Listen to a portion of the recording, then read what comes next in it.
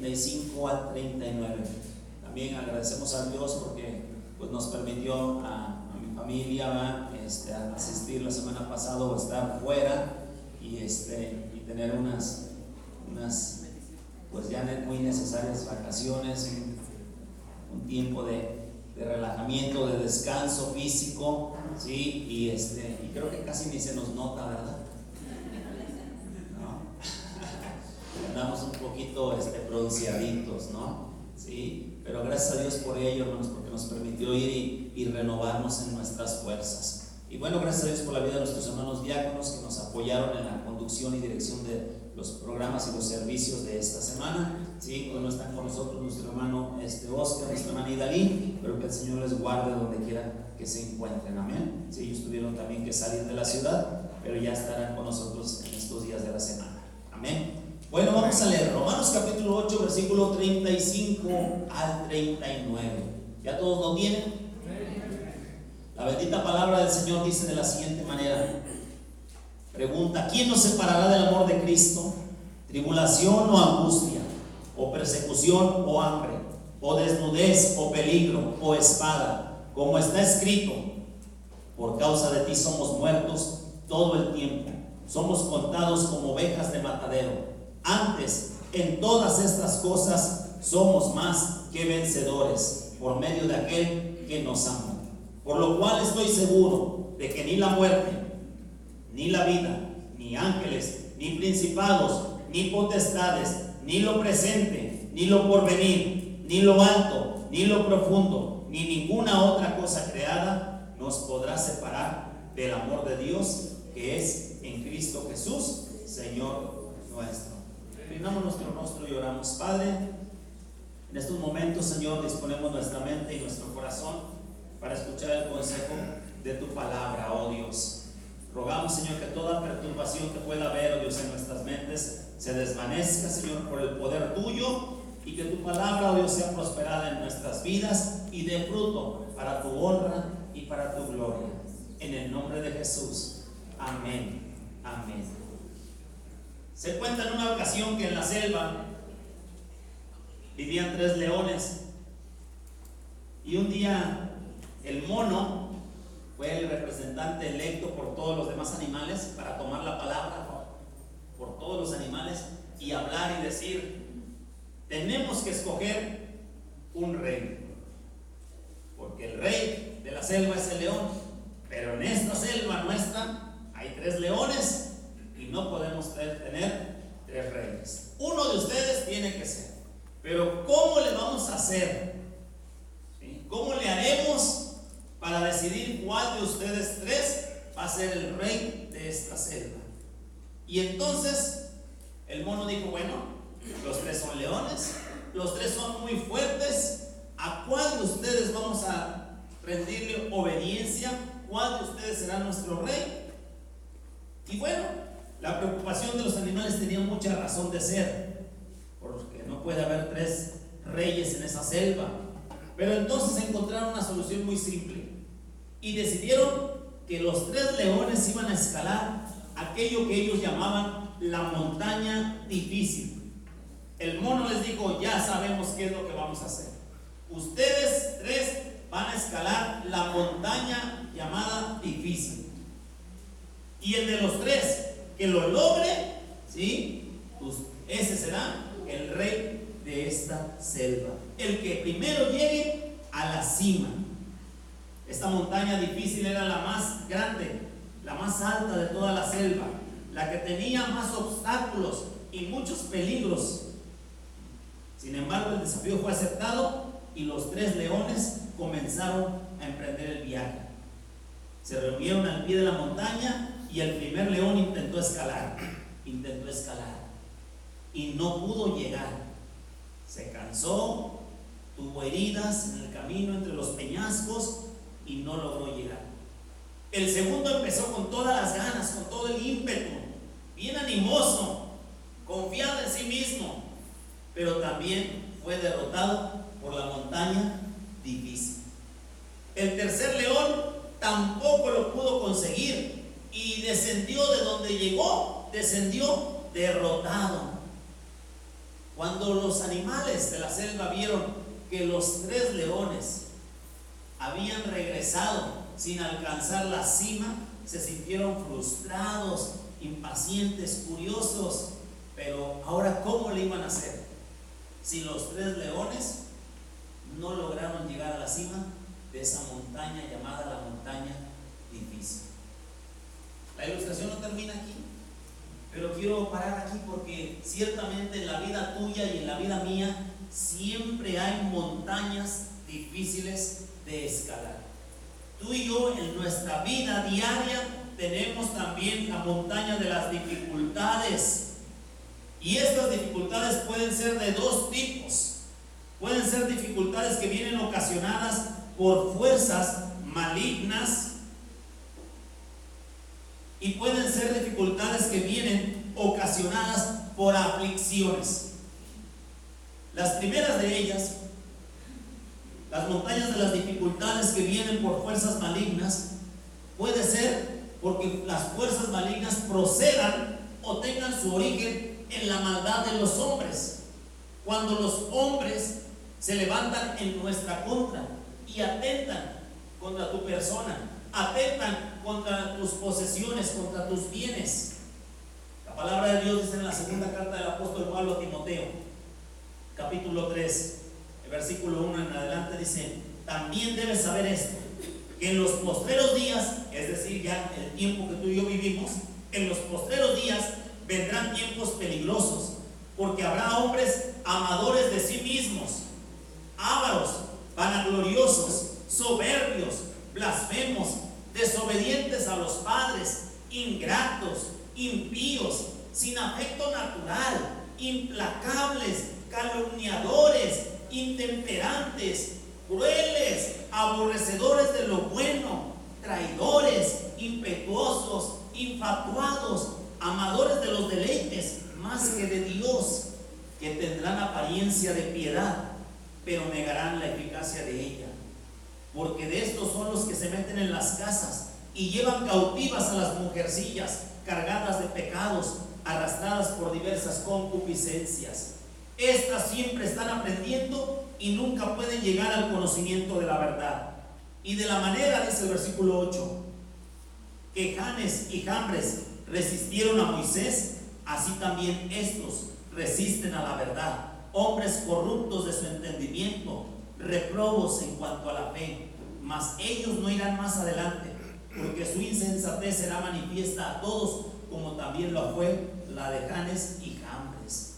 De este tipo de hombres, usted y yo, nuestra montaña de las dificultades, tenemos esa montaña de las dificultades precisamente porque estamos rodeados de gente que no tiene temor de Dios y que lo único que anda tramando es la maldad contra su prójimo.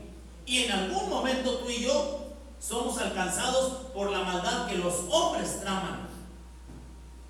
¿Alguno quizás de ustedes fue víctima en algún momento de un robo? ¿O cuántos de ustedes en algún momento no olvidaron algo en algún lugar y regresan con la esperanza de encontrarlo ahí, de recuperar lo que ustedes olvidaron o perdieron, pero ustedes saben en dónde? Y resulta que ya no lo encuentran. Y ustedes preguntan a lo mejor en ese local o en esa tienda: oiga, es que aquí se me olvidó mi bolso, o olvidé mi celular aquí en el mostrador. Ah, no, aquí ya no había nada. Y marcas tu teléfono, al teléfono extraviado y ya ocupado, fuera de servicio, ya lo pagaron. O sea, en algún momento hemos sido víctimas. O que quizás has escuchado que cerca de tu casa alguien ha sido presa del robo, que se han metido a la casa de algún vecino tuyo. Y eso es la maldad que los hombres traman. Y esa es una de las montañas, ¿sí?, que añade dificultad a la vida tuya y mía. Cuando la gente se levanta en nuestra contra para atentar contra nuestra paz y violentar nuestros derechos, es ahí donde la dificultad puede venir por esa fuerza maligna, pero que su origen es en los hombres. En los hombres. Pero ¿qué con la fuerza maligna que el origen no únicamente es en el hombre, sino que su origen es en el mundo espiritual? Porque sea que lo veas o no lo veas, hay un mundo espiritual y hay maldad en los aires. Sea que lo creas o no lo creas, hay un mundo espiritual y hay maldad en ese mundo espiritual. El apóstol Pablo lo relata en la carta a los Efesios, en el capítulo 6, versículo 10 en adelante. Él dice así: por lo demás, hermanos míos, fortaleceos en el Señor y en el poder de su fuerza, vestidos de toda la armadura de Dios, para que podáis estar firmes contra las acechanzas del diablo. Porque no tenemos lucha, dice, contra sangre y carne, sino contra principados, contra potestades, contra los gobernadores de las tinieblas, contra huestes espirituales de maldad en las regiones celestes. Al menos aquí menciona 4 jerarquías del reino de las tinieblas el apóstol Pablo, y que todos ellos, junto con el mismo Satanás, están acechando la vida tuya, la vida mía, tratando de robarnos el gozo, de destruir nuestra alma, y que seamos arrastrados juntamente con ellos al infierno. De ahí viene la dificultad de la vida cristiana. Esa es nuestra montaña de la dificultad, una dificultad que tiene su origen en la maldad que los hombres tratan o tienen en contra nuestra. Porque como hay gente como que se empeña en probar si realmente somos o no cristianos, que están como que dispuestos únicamente a corroborar o a certificar que usted y yo estamos llenos del fruto del Espíritu, con la paciencia, con la mansedumbre, con la templanza, y nos ponen a prueba. Esa es la dificultad de la vida cristiana, que usted y yo estamos escalando día con día. Pero más allá de la lucha con el ser humano, está la lucha con el reino de las tinieblas, que día a día está tratando de apresar nuestra mente, apresarnos a usted y a mí, y robar, ¿sí?, o maltratar o dañar a nuestra familia. De ahí puede venir la dificultad. La dificultad también puede venir por la aflicción. Aflicción originada por el mundo, aflicción originada por nuestra propia carne. Cuando la Escritura dice en el Evangelio según San Juan, capítulo 16, versículo 32, Jesús dijo estas palabras: he aquí la hora viene y ha venido ya, en que serán esparcidos cada uno por su lado y me dejarán solo, mas no estoy solo, porque el Padre está conmigo. Y luego dice en el versículo 33: estas cosas os he hablado para que en mí tengáis paz. En el mundo tendréis aflicción, pero confía, yo he vencido al mundo. En el mundo tendremos aflicción, pero confía, yo he vencido al mundo. Oigan, porque la palabra de Dios nos dice acerca del justo Lot en el Nuevo Testamento, que el justo Lot cada día afligía su alma cuando miraba toda la depravación que había a su alrededor ahí en Sodoma y Gomorra. Como así usted y yo nos afligimos cada día cuando quizás prendemos el televisor y lo único que vemos es que no hay temor de Dios, y nos aflige eso. Que miramos que hay personas ahí que están presentando una ideología, ¿verdad?, presentando sus filosofías de las familias modernas, y no hay temor de Dios, y usted y yo nos afligimos de que esté sucediendo eso. O nos afligimos cuando vemos a los conductores que sientan ahí a pequeños, a niños inocentes, y los exponen ante un espiritista que los ayuda a entrar pasar por un trance en donde cierran los ojos y miran a los ángeles. Cierra los ojos, ahorita vas a mirar a tu ángel. Oiga, cuando usted y yo vemos cosas como esas, nuestra alma se aflige. El mundo nos aflige, porque nosotros vemos que el mundo, en lugar de ir hacia Dios, cada día va en contra de todo lo que tenga que ver con Dios, en contra de todo eso. Eso aflige nuestra alma, y vamos en la vida cristiana afligidos por el mundo. Habrá algunos que ya dicen: Señor, ven pronto, porque si tú tardas en venir, quién sabe qué otras tantas cosas vamos a ver, y quién sabe si podamos estar soportando toda esa depravación que se viene para los años siguientes. Somos afligidos además de por el mundo, también por nuestra propia carne.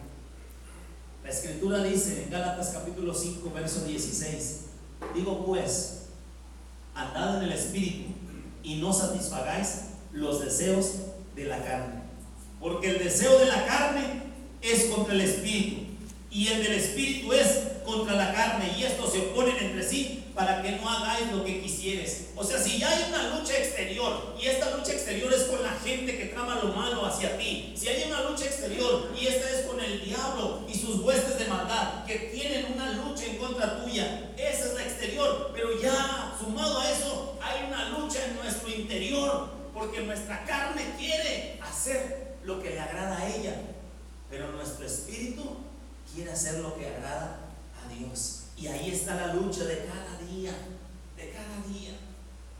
¿Sí? Esa es la aflicción que tú y yo tenemos, que nos angustiamos, ¿sí? Nos sentimos agobiados o atribulados cuando de repente tú y yo queremos agradar a Dios, pero la carne quiere hacer lo contrario, y la carne nos quiere arrastrar a hacer su voluntad. En este texto la palabra carne es la palabra griega sarx, que significa o denota lo que es la naturaleza humana con sus debilidades físicas y morales. Con sus debilidades físicas y morales. Físicas, ¿por qué? Porque el espíritu quiere orar, pero la carne dice: ya duérmete. Porque el espíritu dice: quiero buscar más de Dios y ayunar. Y la carne dice: no, ponme un chuletón con unas papas a la francesa.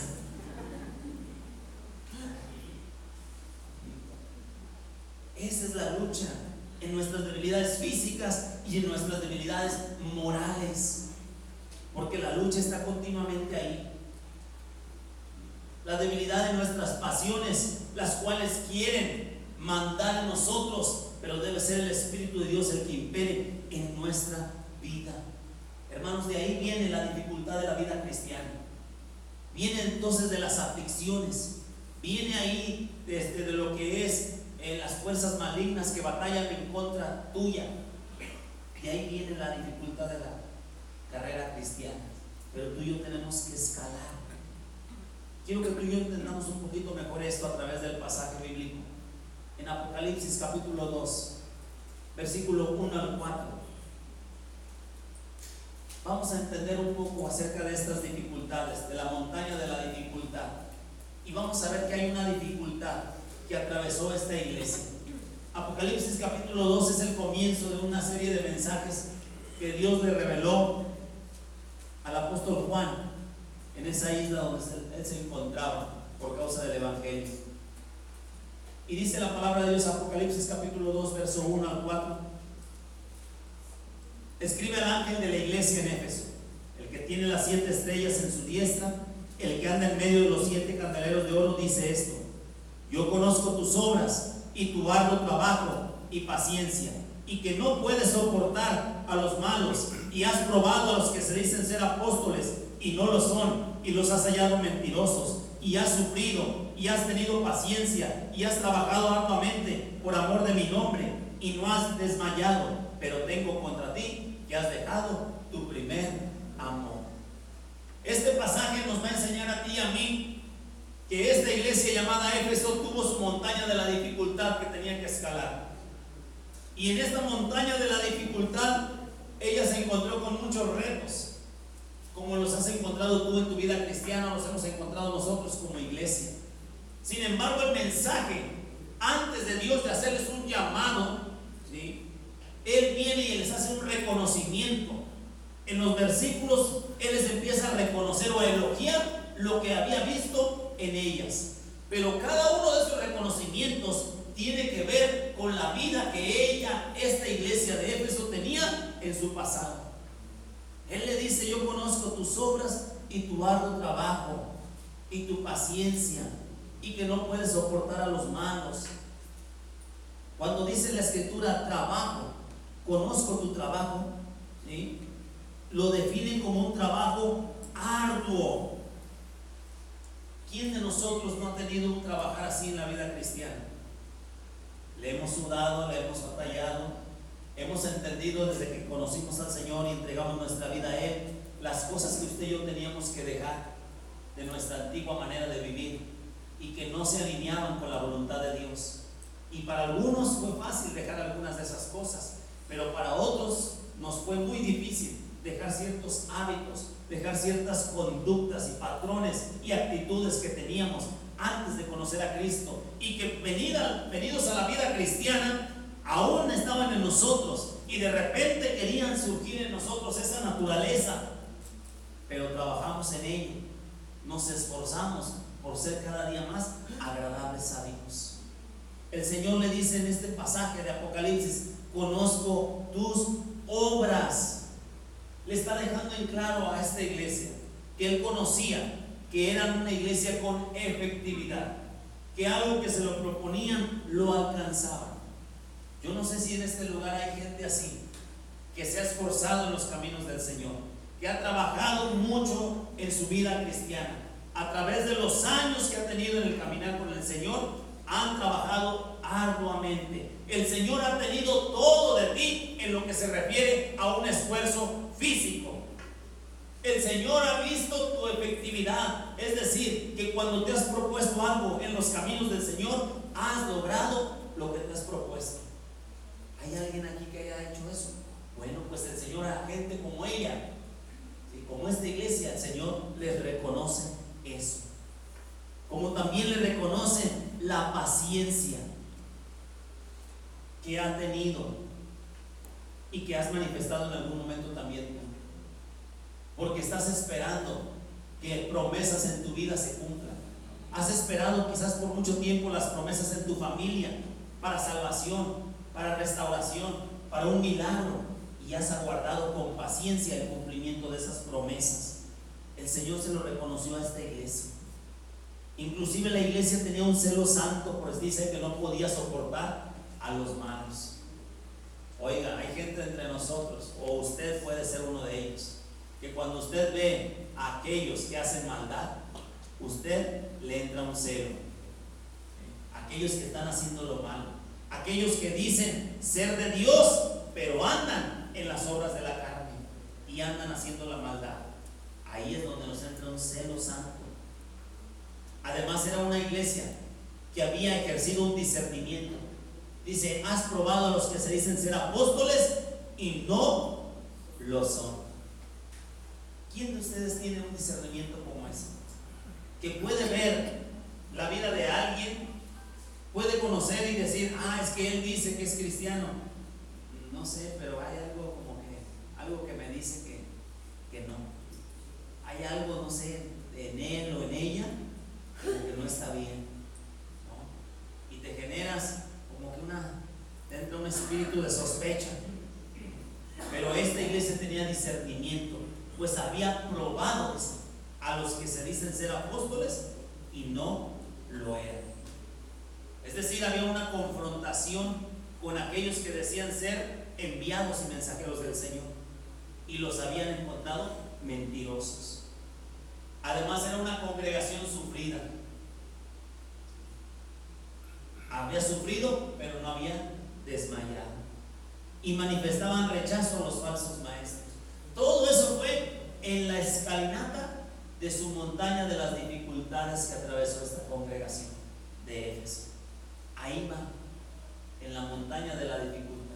Se hace difícil trabajar, pero ahí van trabajando. Se hace difícil entregarle resultados al Señor, pero ahí van dando resultados. Se hace difícil esperar pacientemente, pero lo esperó pacientemente. Se hace difícil convivir con los que hacen lo malo, pero ellos ahí iban en la escalinata. Se hace difícil ver que hay gente que dice ser y no es, pero ahí iban en la montaña difícil.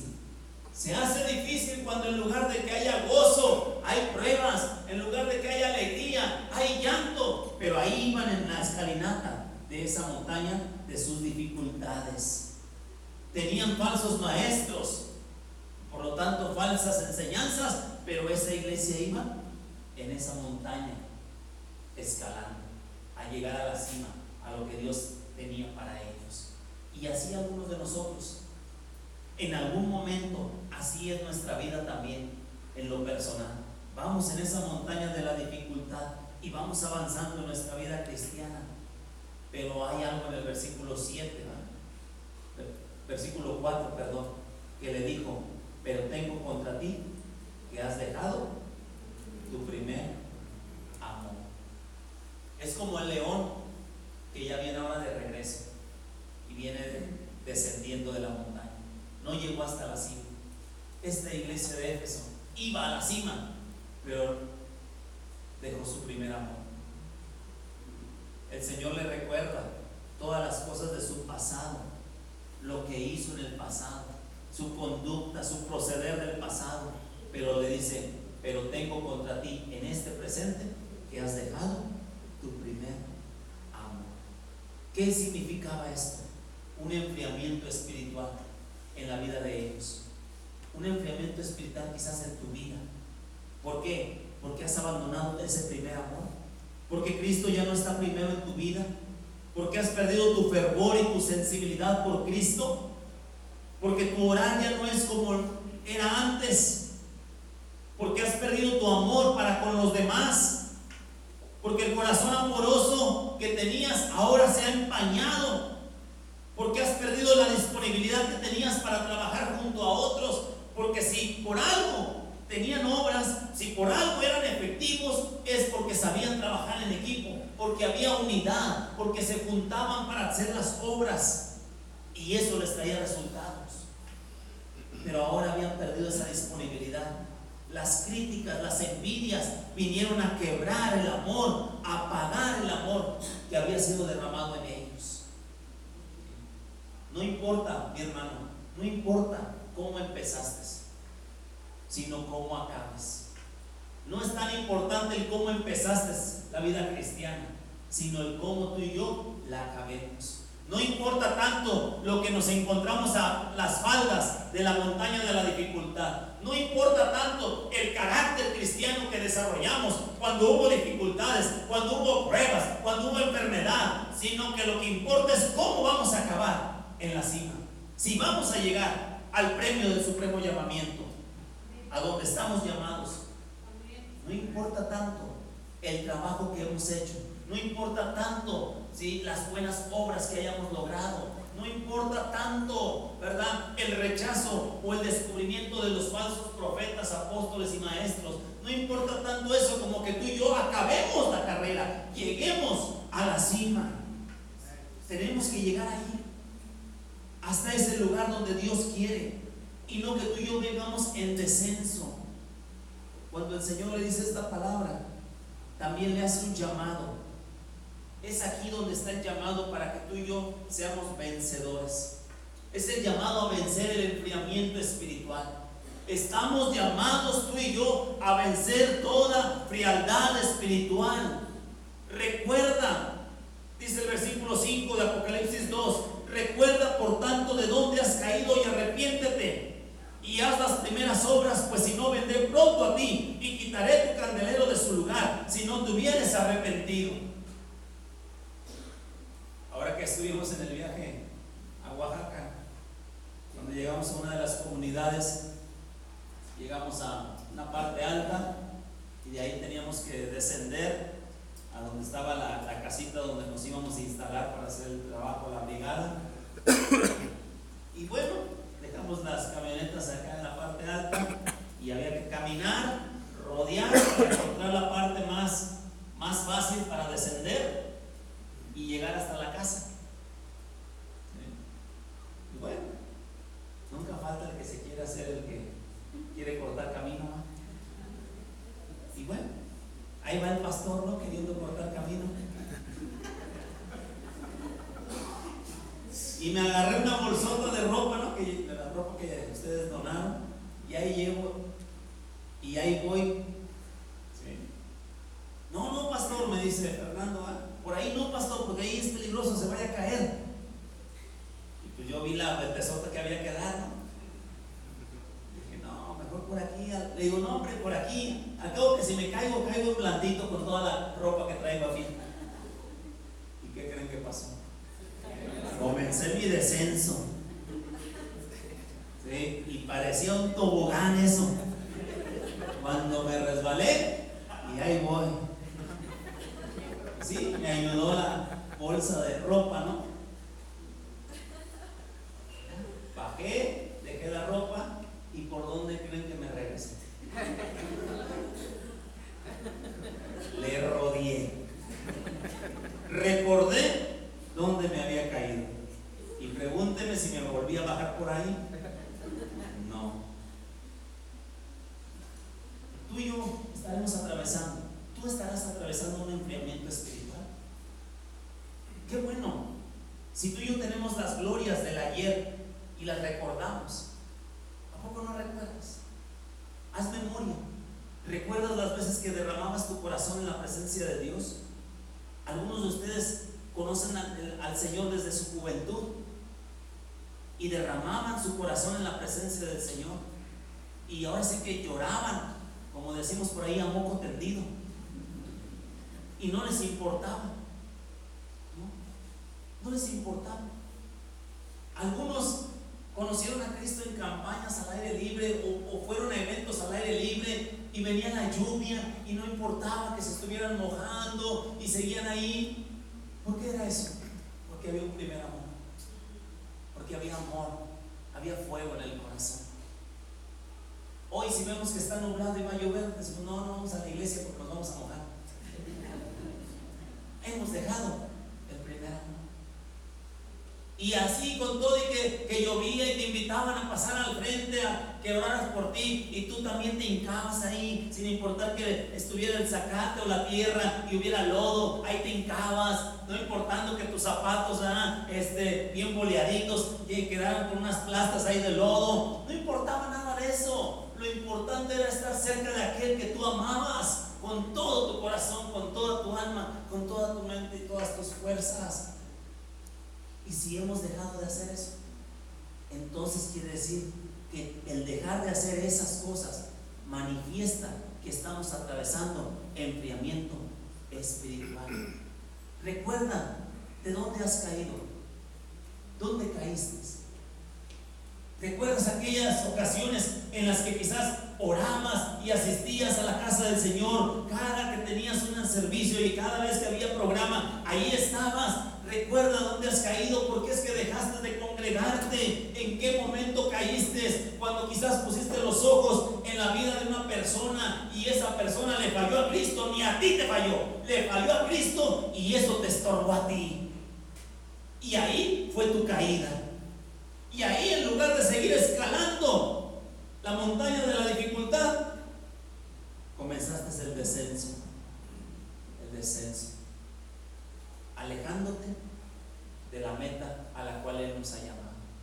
Recuerda aquellos años en los cuales tú tenías tu disposición para servir y te entregabas, ofrecías tu tiempo y decías, ¿qué hay que hacer? Hay que evangelizar, hay que servir, hay que hacer esto, hay que lavar el templo, lo que fuera que se te pedía, tú estabas bien dispuesto a hacerlo, ese trabajo. Pero recuerda si en algún momento por ahí caíste, sí, a lo mejor tu caída fue cuando en ese trabajo que estabas haciendo alguien no te agradeció, o alguien atropelló tus derechos, o alguien te trató mal en ese momento que tú estabas rindiendo tu servicio a Dios, y ahí comenzó tu caída, porque te has olvidado que lo que hacemos no lo hacemos para el hombre, sino que lo hacemos para Dios, y que lo que hagamos, sea de palabra o de hecho, hay que hacerlo todo para la gloria de Él. Recuerda dónde caíste, en dónde caíste. Recuerda aquellos años en donde cuando a lo mejor recién convertido, todo lo que tú tenías lo ponías a los pies de Cristo. Todo. ¿Sí? Tu economía no importaba. ¿Sí? Ofrendabas, diezmabas, dabas promesas, sembrabas, eras generoso, ¿sí? Abrías tu mano porque habías aprendido a dar y a sembrar en el reino de Dios. Pero ¿dónde has caído? Recuerda dónde caíste. Cuando empezaste quizás a mirar a otros, que si otros no dan, y si ese no da, ¿por qué voy a dar yo? Y en lugar de seguir en tu escalinata hacia arriba, comenzó tu descenso. O ya no miraste a ese y no te estorbó el que no da, sino te estorbó que aquel que quizás crees que tiene más que tú, dices, pues si ya él da, ¿para qué yo doy? Con que él dé, ya lo mío ya no se ocupa. Y ahí, en lugar de seguir ascendiendo, ahí caíste y comenzó tu descenso. Porque dice, recuerda de dónde has caído. ¿Recuerdas? ¿Recuerdas cuando al principio cómo nos dolía ofender a Dios? Es más, estábamos preguntando, recién convertidos, preguntábamos, ¿puedo hacer esto? Pero con la inquietud o la motivación en el corazón de corregir para agradar a Dios. Ahora no, ahora preguntan, ¿qué tiene de malo? ¿Tiene algo de malo esto? Ahora la motivación es distinta. Ahora la motivación es darle gusto a la carne y que tú le argumentes bíblicamente porque es que no se puede. Pero antes, ¿qué hacíamos? ¿Qué? ¿Por qué caíste en ese punto? Ahí, ¿dónde caíste? Cuando a lo mejor miraste que había otros en el reino del Señor que vivían una vida doble y dijiste, bueno, pues está viviendo una vida doble y le va bien, ¿sí? Entonces sí se puede. Si él, una oveja, lo hace, sí se puede. Si él, que es un ministro del evangelio, lo hace, pues entonces sí se puede. No, pero recuerda que tú y yo nos llamamos a poner los ojos en Jesús. Él es el autor y Él es el consumador de nuestra fe. Ahí fue el punto donde caíste. Recuerda de dónde has caído y dice, arrepiéntete. Arrepiéntete. El arrepentimiento es darnos la vuelta, volver atrás y hacer las primeras obras. Dios quiere que volvamos al principio. Dios quiere que volvamos al comienzo. Pues si no, dice, vendré pronto a ti. Oiga, sabemos que la venida de Cristo está cerca, pero cuando dice aquí, pues si no, vendré pronto a ti, no se refiere a la venida de Él con gloria por su iglesia. Se refiere de una visitación de Jesucristo para tratar con el corazón de aquel rebelde o de aquel que está enfriado espiritualmente. Más adelante en estos versos, más adelante en los mismos mensajes a las iglesias dice, por cuanto no fuiste ni frío ni caliente. Vuelve al comienzo de tus días y haz las primeras obras. Es así y solamente así que evitaremos esa consecuencia trágica de que Él venga a tratar con nosotros y quite el candelero de su lugar. Cuando Él viene y quita el candelero de su lugar, si no hay arrepentimiento, entonces aquel que era luz se convierte en tinieblas. Aquel que era levantado por Dios ahora se convierte en un hombre o en una mujer que viene a ser humillado por el hombre, por el diablo. Relatos bíblicos de esto los vemos, como en el caso de Sansón, que fue un hombre que no recordó el punto en donde estaba cayendo, en donde se iba deslizando poco a poco, hasta que llegó la consecuencia trágica de perder lo que de Dios había recibido y convertirse en burla, en objeto de burla de los enemigos del pueblo de Dios. ¿Que Dios no quiere quitar el candelero? No. Por eso es que el día de hoy nos está haciendo este llamado, para que tú y yo podamos vencer todo enfriamiento espiritual o toda tentación que tú y yo tengamos a ser enfriados espiritualmente. ¿Has sido tentado? ¿Has sido tentado a dejar de dar lo que para Dios das? ¿Has sido tentado a dejar de hacer lo que para Dios haces? ¿Has sido tentado a dejar de entregarte como te entregas al servicio de Dios? ¿Has sido tentado en alguna de esas maneras? No dejes que el enfriamiento espiritual tome lugar en tu vida. Mejor vence el enfriamiento espiritual, porque hay promesa para ti y para mí. Dice la Escritura que para los vencedores hay una promesa. el mismo capítulo 2 de Apocalipsis.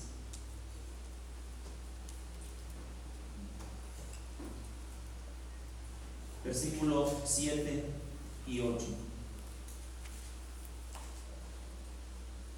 El que tiene oído, oiga lo que el Espíritu dice a las iglesias. Al que venciere, le daré a comer del árbol de la vida, el cual está en medio del paraíso de Dios. ¿Cuál es la cima de esa montaña de la dificultad de la vida cristiana? La cima es que un día estemos en casa. Que un día estemos en casa. Dice la Escritura que tú y yo somos extranjeros y peregrinos en este mundo. Estamos de paso. Nuestra morada está allá en los cielos. Allá está la morada que Cristo ha preparado para nosotros. Y la Escritura nos dice que la promesa para aquellos que logren vencer el enfriamiento espiritual es que se conviertan en ciudadanos del reino de Dios, en que lleguen y hagan morada permanente y eterna en el paraíso y puedan disfrutar de las bendiciones que dentro de él hay para usted y para mí. ¿Qué quieres para tu vida, para mi vida? ¿Qué queremos? ¿Qué queremos para la vida nuestra como iglesia? ¿Queremos la consecuencia trágica que ocurrió en la iglesia de Éfeso? Porque después de este mensaje, la iglesia de Éfeso no recapacitó. Y ahí esa iglesia quedó sepultada en la oscuridad, porque no entendió el llamado que Dios le hacía a vencer toda la frialdad espiritual que había llegado a la vida de él, de este rebaño. El enfriamiento espiritual anda por todos lados, anda buscando a ver a quién le pega esa gripa de ya no más, de ya no más, porque llega un momento en que te cansas, porque llega un momento en que te frustras, porque llega un momento en que te molesta, te enoja, quizás esto, lo otro, te agotas física y espiritualmente, emocionalmente. Pero el Señor el día de hoy a ti y a mí nos está haciendo un llamado en buen tiempo. Tenemos dificultades y las hemos sorteado y hemos avanzado. ¿Y por qué ahora, con la dificultad que se te esté presentando en este momento? ¿Por qué ahora? Si ya tanto caminar y tantas victorias que has tenido, ¿por qué comenzar a descender cuando el Señor todavía quiere que tú y yo sigamos ascendiendo hasta lo que Él quiere de ti y de mí? Esta es la oportunidad, hermanos, y hoy es el día y el llamado de Dios. Si tú quieres ser un vencedor de toda frialdad espiritual que pueda venir y amenazar tu vida o amenazar tu familia, amenazar tu ministerio, tu liderazgo, tienes que recordar en dónde has caído y arrepentirte por la actitud que a lo mejor tú y yo tuvimos en ese momento, de justificarnos, de juzgar, de condenar a otro o de condenarnos a nosotros mismos. Es momento de que tú y yo nos volvamos a Dios. ¿Por qué no te pones de pie en esta hora? Y tú y yo el día de hoy le decimos al Señor: Señor, en algún momento yo he sentido que la temperatura de mi fe ha comenzado a descender. En algún momento yo he sentido que la temperatura de mi servicio a ti ha comenzado a descender. Yo he sentido en algún momento que la temperatura de mi amor por la casa de Dios ha comenzado a bajar. Yo estoy sintiendo que la temperatura de mi amor por mis hermanos en Cristo ha comenzado a descender. Y estoy empezando a amar más al mundo y las cosas que están en el mundo. El Señor entonces te está alertando el día de hoy de que está llegando una ola, un frente frío a tu vida. Señor, he sentido que la temperatura de mis oraciones ha comenzado a descender. Señor, estoy sintiendo que la temperatura de mi consagración, de mi santidad que yo vivo para ti, ha comenzado a descender. Entonces el Señor dice: está llegando una ola, un frente frío a tu vida. Pero este es el momento que tú y yo tenemos para reconocer eso y empezar y venir a su presencia y ser abrigados por Él, y que el fuego de su presencia haga encender nuestros corazones y la llama en ti y en mí se mantenga, ¿sí? Se mantenga. Hay que volver a nuestro primer amor, hay que hacer las primeras obras. Él tiene memoria de esas oraciones que tú hacías. Él tiene memoria de esas oraciones tuyas. Él quiere que vuelvas a esas oraciones, vuelvas a esa intimidad, vuelvas a esa entrega. Él tiene memoria de tu servicio que tú realizabas. Él quiere que tú vuelvas. Si el hombre no te lo agradece, no importa, pero hay alguien que nos está mirando, ¿sí? Y que nos tiene preparada nuestra recompensa allá en los cielos, porque Él va a recompensar a cada uno de nosotros según sus obras, según lo que hayamos hecho mientras estemos en nuestro cuerpo. ¿Por qué no vienes a este altar y le dices: Señor, abrígame y quita toda frialdad espiritual que pudiera estar impregnando mi mente, toda frialdad espiritual que pudiera estar impregnando mi corazón? Véngase al altar y vamos a orar en esta hora. Y vamos a reprender al diablo. Y vamos a reconocer ante el Señor